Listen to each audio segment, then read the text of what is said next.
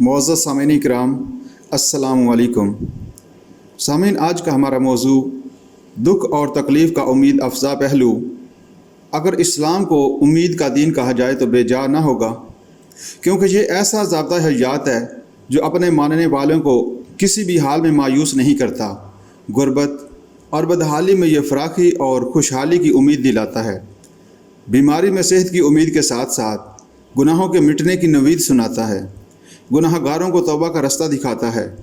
غرض اسلام وہ طرز حیات ہے جو کسی کو ایسی صورتحال سے دوچار نہیں کرتا جہاں آگے نکلنے کا کوئی راستہ نہ رہ گیا ہو۔ اسلام میں خودکشی حرام ہے، اس لیے کہ خودکشی کرنے والا حالات سے اس قدر دل برداشتہ ہو جاتا ہے کہ وہ موت کو زندگی پر ترجیح دیتا ہے۔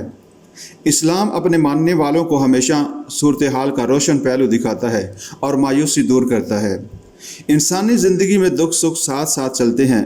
آدمی پر بیماری بھی آتی ہے جو زندگی میں تلخی اور تکلیف کا باعث ہوتی ہے۔ ایسی حالت میں اسلام حوصلہ دیتا ہے کہ بیماری کی وجہ سے انسان کے گناہ معاف ہوتے ہیں۔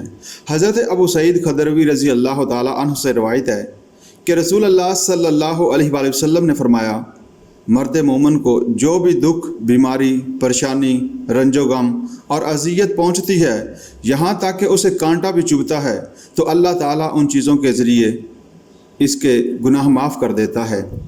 بیماری بھی ایک طرح سے رحمت ہے، کیونکہ کوئی فرد بشر ایسا نہیں جس سے کبھی گناہ کا صدور نہ ہوا ہو۔ یوں ہر شخص کو اللہ کی رحمت کی ضرورت ہے جو اس کے گناہوں کو مٹا دے۔ چنانچہ بیماری اور مصیبت گناہوں کا کفارہ بن جاتی ہے۔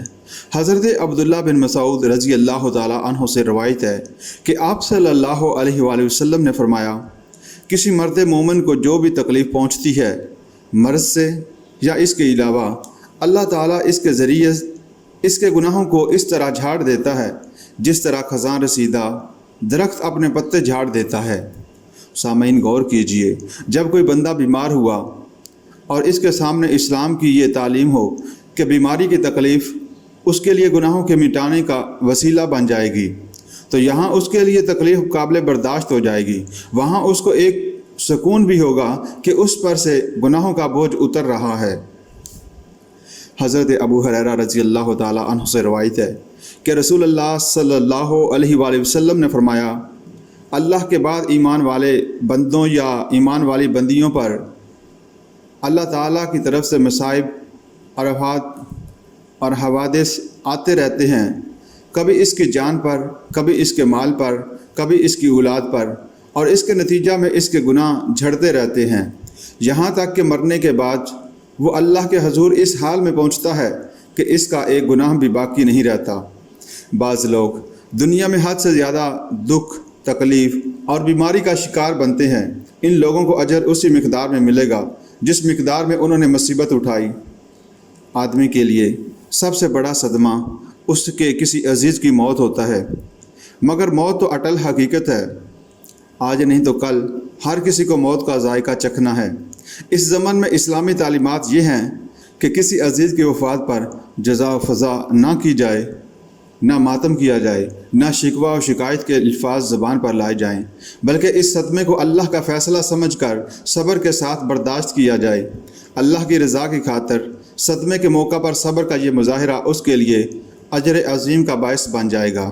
حضرت ابو ہریرہ رضی اللہ تعالی عنہ سے روایت ہے کہ رسول اللہ صلی اللہ علیہ وآلہ وسلم نے فرمایا، اللہ تعالیٰ کا ارشاد ہے کہ اپنے ایمان والے بندے یا بندی کے کسی پیارے کو جب میں اٹھا لوں، پھر وہ ثواب کی امید میں صبر کرے، تو میرے پاس اس کے لیے جنت کے سوا کوئی معاوضہ نہیں۔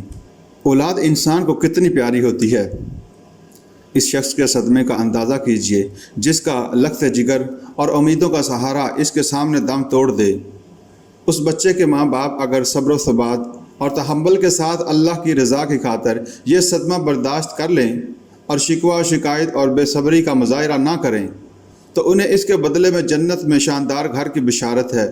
حضرت ابو موسیٰ اشعری رضی اللہ تعالی عنہ سے روایت ہے کہ رسول اللہ صلی اللہ علیہ وآلہ وسلم نے فرمایا، جب اللہ کے کسی بندے کا بچہ انتقال کر جاتا ہے تو اللہ تعالیٰ روح قبض کرنے والے فرشتے سے فرماتا ہے، تم نے میرے بندے کے بچے کی روح قبض کی؟ وہ عرض کرتے ہیں، جی ہاں۔ اللہ پھر فرماتا ہے تم نے اس کے دل کا پھل اس سے لے لیا؟ وہ عرض کرتے ہیں جی ہاں۔ پھر اللہ فرماتا ہے اس بندے نے اس حادثے پر کیا کہا؟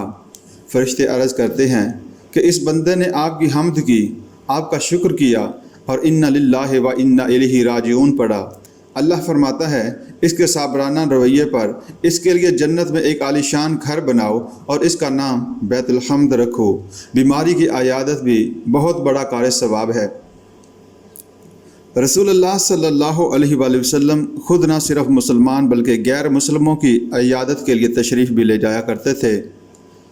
ابو موسیٰ اشعری رضی اللہ تعالی عنہ روایت کرتے ہیں کہ رسول اللہ صلی اللہ علیہ وآلہ وسلم نے فرمایا بھوکوں کو کھانا کھلاؤ، بیماروں کی عیادت کرو اور جو لوگ ناحق قید کر دیے گئے ہوں ان کی رہائی کی کوشش کرو۔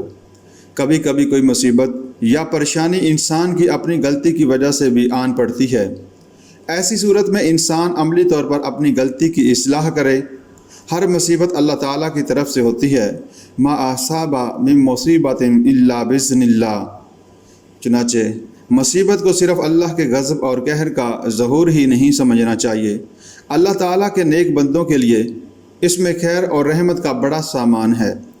اس کے ذریعے گناہوں کی صفائی اور تطہیر ہوتی ہے، اللہ تعالیٰ کی رحمتیں برستی ہیں، درجات بلند ہوتے ہیں اور اعمال میں کوتاہیوں کی تلافی ہوتی ہے۔ دنیا میں آنے والی تکالیف اور بیماریاں اجر و ثواب کا باعث بنتی ہیں۔ پس شرط یہ ہے کہ آدمی شکوہ و شکایت زبان پر نہ لائے، صبر کا مظاہرہ کرے اور اجر کی امید رکھے۔ قیامت کے روز بعض لوگ ایسے بھی ہوں گے ان کے اعمال حسنہ بخشش کے لیے کافی نہ ہوں گے، مگر دنیا میں برداشت کی جانے والی تکالیف کا اجر اعمال حسنہ کی کمی کو پورا کر دے گا، اور حساب کے وقت ان پر یہ بات ظاہر ہو جائے گی کہ دنیا کی زندگی میں آنے والی مصیبتیں اور بیماریاں اگر نہ ہوتیں تو نجات نہ ہو سکتی۔ حضرت جابر رضی اللہ تعالی عنہ سے روایت ہے کہ رسول اللہ صلی اللہ علیہ وآلہ وسلم نے فرمایا قیامت کے دن جب ان بندوں کو دنیا میں مبتلا مصائب رہے، ان مصائب کی عوض اجر و ثواب دیا جائے گا، تو وہ لوگ جو دنیا میں ہمیشہ آرام و راحت سے رہے حسرت کریں گے کہ کاش دنیا میں ہماری کھالیں کینچیوں سے کاٹی گئی ہوتیں۔ اللہ تعالیٰ کی رحمت کا اندازہ کیجئے کہ ایک آدمی جو صحت کے ایام میں ذکر و اذکار اور نیک اعمال کرتا ہے، جب کبھی وہ بیمار ہو کر اپنے اعمال حسنہ ادا کرنے کے قابل نہ رہے تو اللہ تعالیٰ اپنی مہربانی سے اس کو بیماری کے دنوں میں وہی اجر دیتا ہے جو اسے اعمال حسنہ کرنے پر ملتا تھا۔ یہ اس لیے کہ اگر وہ بندہ بیمار نہ ہوتا تو اپنے اعمال حسنہ کے معمولات پر ضرور عمل پیرا رہتا۔ الغرض دنیاوی زندگی میں بندہ مومن کو پیش آنے والے صدمات، تکالیف اور بیماریاں اس کے لیے درجات کی بلندی، گناہوں کی معافی اور نجات کا ذریعہ بن جائیں گی۔ قرآن مجید میں مصائب پر صبر کرنے والے بندوں کو 3 چیزوں کی بشارت دی گئی۔ ان پر اللہ تعالیٰ کی خاص نوازش اور عنایت ہوگی اور وہ رحمت سے نوازے جائیں گے اور ہدایت یاب ہوں گے۔ اللہ تعالیٰ چاہے تو اپنے کسی بندے کو بغیر کسی عمل کے بھی بخشش سے نواز سکتا ہے، مگر بتقاضائے حکمت اور بندے کی تکالیف اور بیماریوں کو اس کے لیے وسیلہ نجات بنا دیتا ہے، یا پھر کسی دوسرے بندے کی اس کے حق میں کی جانے والی دعا کے توفیل اس کی بخشش کر دیتا ہے۔ بہرحال صبر اور ثبات کی توفیق بھی اللہ تعالیٰ کی طرف سے ہے، اسی سے نیکی اور صبر کی توفیق طلب کرنی چاہیے۔